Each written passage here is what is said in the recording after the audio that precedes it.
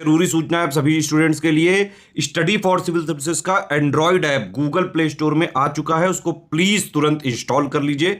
और अगर आप स्टडी फॉर सिविल सर्विसेज के सिर्फ ऐप से कोई भी कोर्स कोई भी पीडीएफ परचेज करते हैं तो उसमें अप्लाई कूपन, अगर आप ज्ञान सर जो है आप उसमें अप्लाई करते हैं, ये कूपन कोड है, तो उसमें 20% फीस तुरंत माफ हो जाएगी। मतलब 20% डिस्काउंट तुरंत उसमें लग जाएगा। ज्ञान सर लिखना है, नॉर्मली ज्ञान सर स्मॉल लेटर में है सब कुछ, कोई स्पेस नहीं, कोई कॉलम नहीं, सिर्फ ज्ञान सर GYANSIR। इस तरह से अगर कूपन कोड लगाते हैं आप ऐप में बाई करने से पहले, जो अप्लाई कूपन वाले में आता है, तो 20% का डिस्काउंट तुरंत मिलेगा। वीडियो देखिए। नमस्कार दोस्तों, बीपीएससी के एक और लेक्चर में आपका स्वागत है। तो अपने नेक्स्ट लेक्चर की तरफ आगे बढ़ते हैं। आई होप आपने इससे पहले के सारे लेक्चर देख लिए, अच्छे से इसको फॉलो करिए। तो मध्यकाल की बात करता है।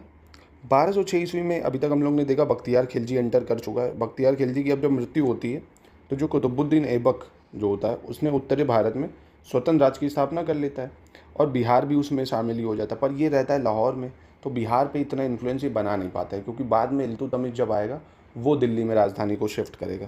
तो कुतुबुद्दीन ऐबक दिल्ली एवं उसके आसपास के क्षेत्रों में स्थानीय शासकों एवं मोहम्मद गौरी के अन्य उत्तराधिकारियों यालदोज एवं कुबाजा के साथ संघर्ष में उलझा रहता है। और साथ ही जो भौगोलिक दूरी भी काफ़ी रहती है, परिवहन और तब की तो इतनी सुविधा होती नहीं, तो उसके अभाव के कारण बिहार और बंगाल जो है इसकी पहुंच से काफ़ी ज़्यादा दूर रहते हैं ना, उस पर ज़्यादा ध्यान नहीं दे पाता है। तो इसी वजह से दिल्ली एवं इसके आसपास के क्षेत्रों में स्थानीय शासन और मोहम्मद गौरी के जो अन्य उत्तराधिकारी थे जैसे यालदोज और कुबाजा, स्थिति का लाभ उठाकर इन लोगों ने क्या करा, स्थानीय सामंतों ने स्वतंत्र होने की कोशिश की, है ना। जो वहाँ के लोकल लोग थे वो अपने आप को स्वायत्त घोषित कर रहे थे। अब इस स्थिति में बंगाल के शासक ने क्या किया, बार बार बिहार पर आक्रमण किया, क्योंकि भाई वहाँ पे अभी कोई शासक तो है नहीं भाई, ना उसकी पूरी पहुँच है वहाँ तक, तो बार बार आक्रमण कर रहे थे और अपनी स्थिति मजबूत की। दिल्ली के सुल्तानों के खिलाफ विद्रोह करते रहे। इस तरह बिहार का जो क्षेत्र है, दिल्ली के तुर्क शासकों, बंगाल के शासक और बिहार के स्थानीय शासक के बीच कंटिन्यू ये संघर्ष चलता रहा दोस्तों।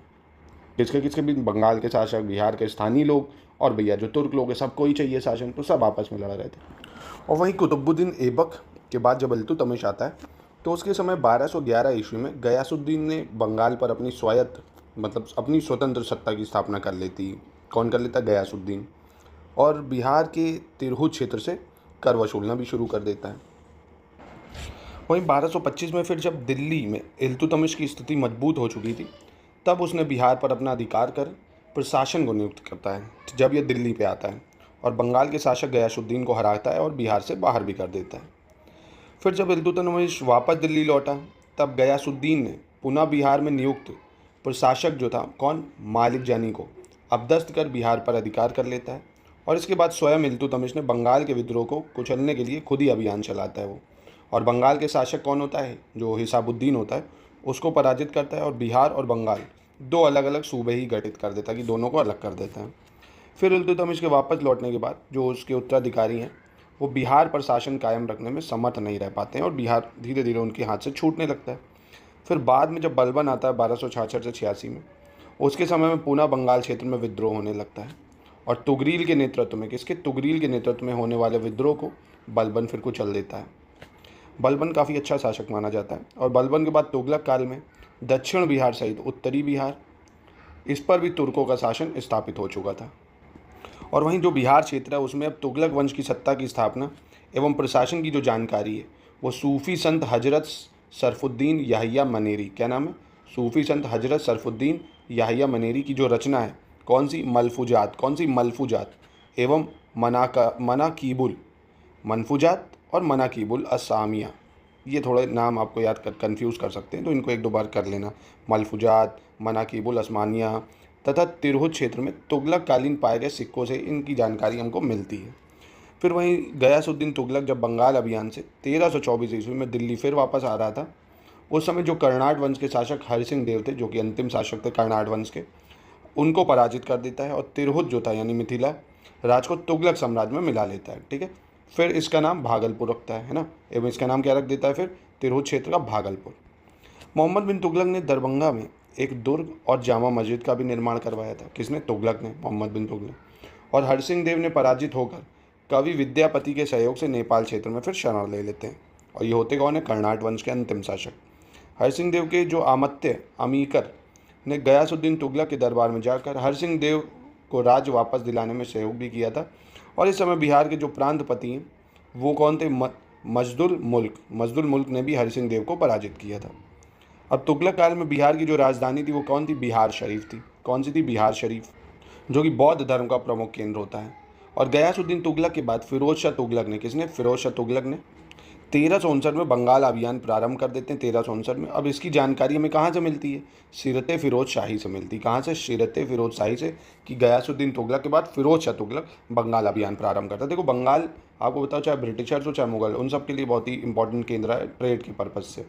ठीक है, चलो अफगान शक्ति का उदय देखते हैं हम। तुगलक वंश के समय 1398 ईस्वी में तैमूर के आक्रमण के बाद दिल्ली सल्तनत की केंद्रीय सत्ता कमज़ोर हो जाती है और विघटन का दौर। अब तैमूर लंग इतना भयंकर आक्रमण करता है, दिल्ली में लाखों लोगों को मारता है, इतनी लाशें कितने टाइम तक जलती रहती हैं, कितनी औरतों को उठा के ले जाता है, मतलब पूरे दिल्ली को तहस नहस कर देता, पूरा सब कुछ लूट ले जाता है। सैयद एवं लोधी वंश के समय अनेक क्षत्रिय वंशों का उदय हुआ, जिसमें जौनपुर के जो शर्की वंश है और बंगाल का हुसैन शाही वंश प्रमुख है। अब इस समय बिहार का पश्चिमी भाग जौनपुर के शर्की शासकों के अधीन एवं पूर्वी भाग जो है वो किसके अधीन आ जाता है? बंगाल के हुसैन शाही वंश के अधीन। पश्चिमी भाग जौनपुर के शर्की शासक और जो पूर्वी हिस्सा है बलिया वलिया वाला वो हुसैन शाही वंश के अधीन आ जाता है। और बिहार पर अधिकार करने के लिए जो है जौनपुर, बंगाल एवं लोधी वंश के बीच संघर्ष होने लगता है। जौनपुर, बंगाल और लोधी वंश। दिल्ली में लोधी वंश के प्रमुख शासक कौन होता है? बहलोल लोधी और सिकंदर लोधी। अब जौनपुर के शासक जो होता है हुसैन शाह, उसने एक हटा दो, हुसैन शाह ने उत्तर प्रदेश के क्षेत्र में विद्रोह किया, जिसे सिकंदर लोधी ने कुचल दिया, मतलब वो दबा देता उसको। अब इसी क्रम में सिकंदर लोधी ने फिर बिहार पर अपना अधिकार स्थापित कर लेता। सिकंदर लोधी तिरहुत, जो कि बाद में भागलपुर कहलाता है, उसके शासक को कर देने के लिए बाध्य भी करता है और कर वसूलने के लिए मुबारक खान को नियुक्त करता है कि वहाँ से तुम कर वसूलो। कौन? मुबारक खान। और वहीं 1504 ईस्वी में सिकंदर लोधी एवं बंगाल का जो नवाब है अलाउद्दीन, इसके बीच युद्ध होता है। सिकंदर लोधी, बंगाल का नवाब अलाउद्दीन। अंततः फिर बाद में कुछ नहीं, संधि बंदी हो जाती है और उत्तर बिहार के जो क्षेत्र हैं सारण और तिरहुत, उस पर अलाउद्दीन ने सिकंदर लोधी का आधिपत्य स्वीकार कर लेता है कि ठीक है, इस पर आप रूल करो, बाकी हिस्सों पे हम कर लेंगे।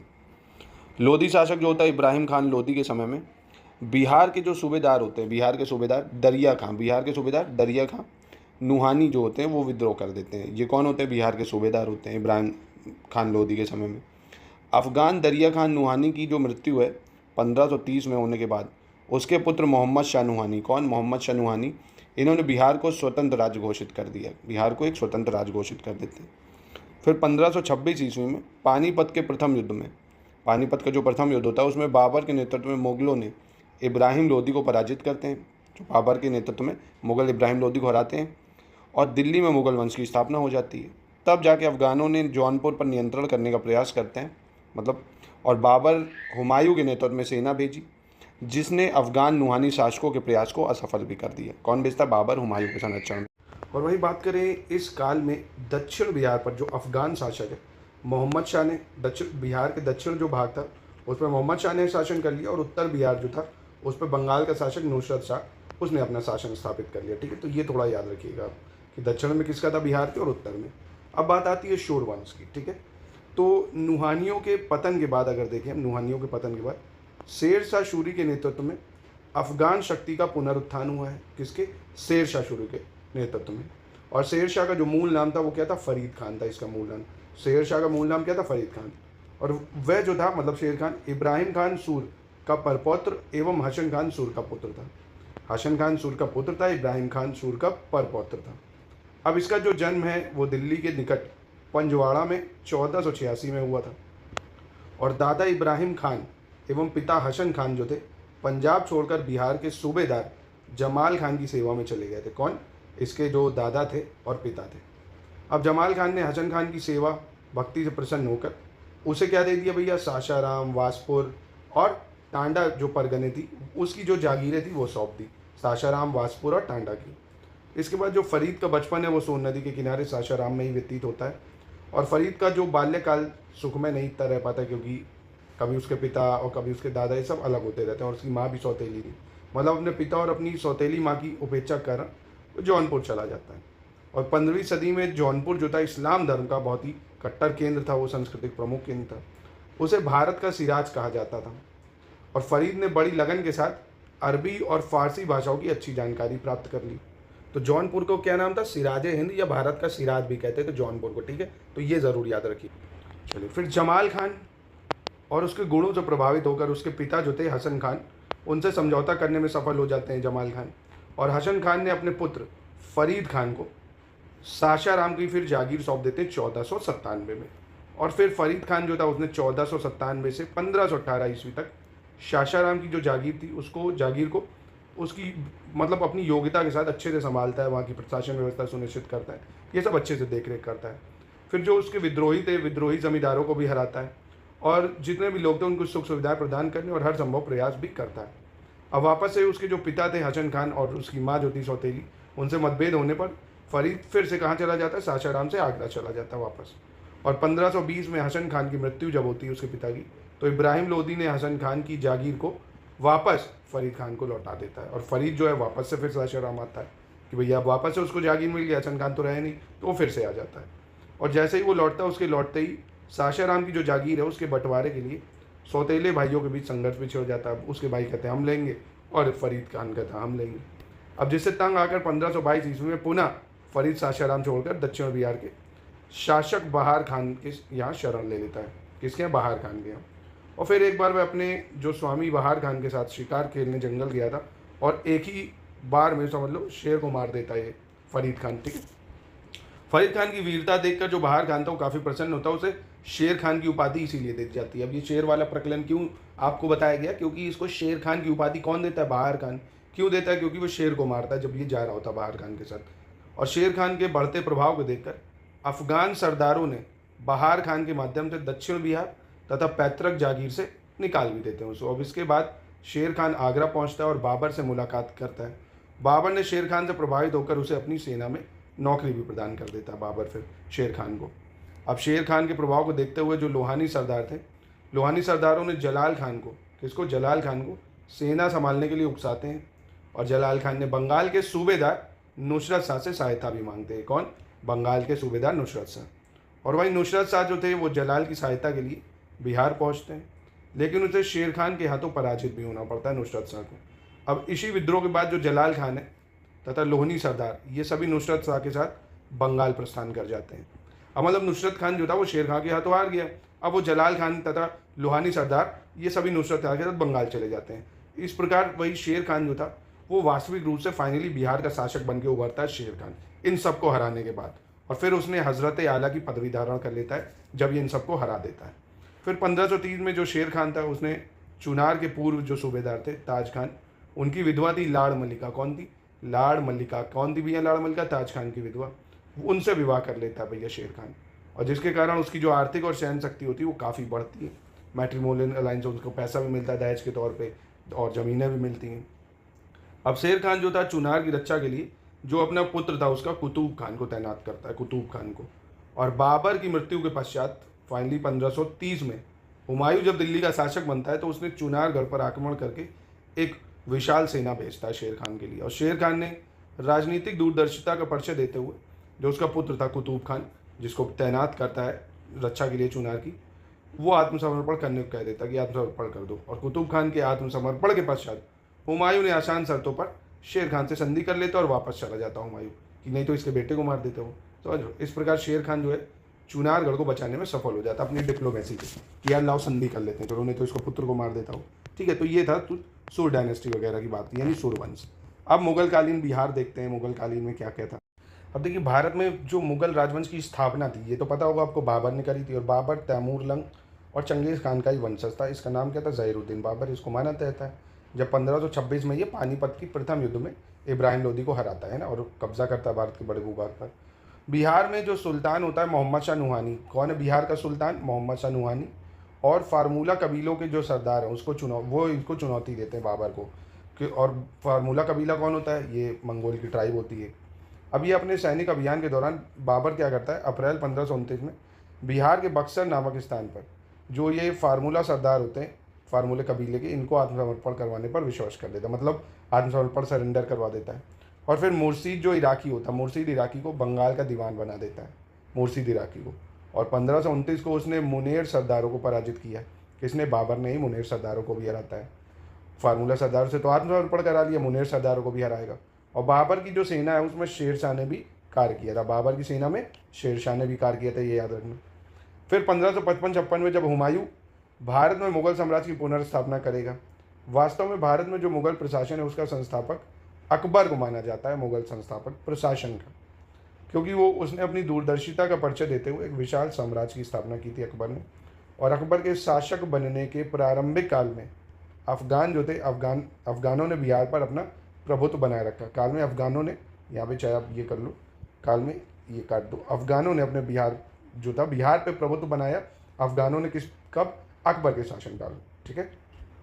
और 1564 ईस्वी में एक आमिर सुलेमान कर्रानी ने बिहार में अपने स्वतंत्र शासन की घोषणा की।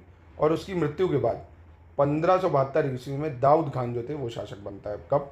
1572 में दाऊद खान। फिर दाऊद खान जो था, दाऊद खान ने पटना के दुर्ग को नष्ट कर देता है दाऊद खान। और अकबर ने दाऊद खान की बढ़ती शक्ति को कुचलने के लिए, अकबर दाऊद खान की शक्तियाँ बढ़ रही थी, उसको कुचलने के लिए मुनीम खान को बिहार भेजता है। किसको? मुनीम खान को भेजता है अकबर, दाऊद खान को हराने के लिए। और दाऊद खान जो था इस समय हाजीपुर में होता है तथा उसका मंत्री लोधी सरदार रोहतास में होता है। फिर मुनीम खान जो था वो दाऊद खान के ऊपर सफलता नहीं मिलने के पश्चात स्वयं जो है सम्राट अकबर को पटना आना पड़ता है। फिर खुद ही आता है वो लड़ने, क्योंकि मुनीम खान तो वहाँ होता नहीं। और फिर उसने हाजीपुर के दुर्ग पर आक्रमण किया अकबर ने। और किलेदार फतेह खान बरहा, कौन? जो किलेदार होता वहाँ का, फतेह खान बरहा, उसके साथ अफगानों को बुरी तरह पराजित करता है।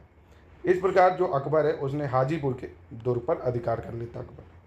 और अकबर ने अपने सेनापति शाहबाज खान को, किसको? सेनापति शाहबाज खान को छोटा नागपुर के जो राजा हैं बैरीसाल, छोटा नागपुर के राजा बैरीसाल के खिलाफ भेजा।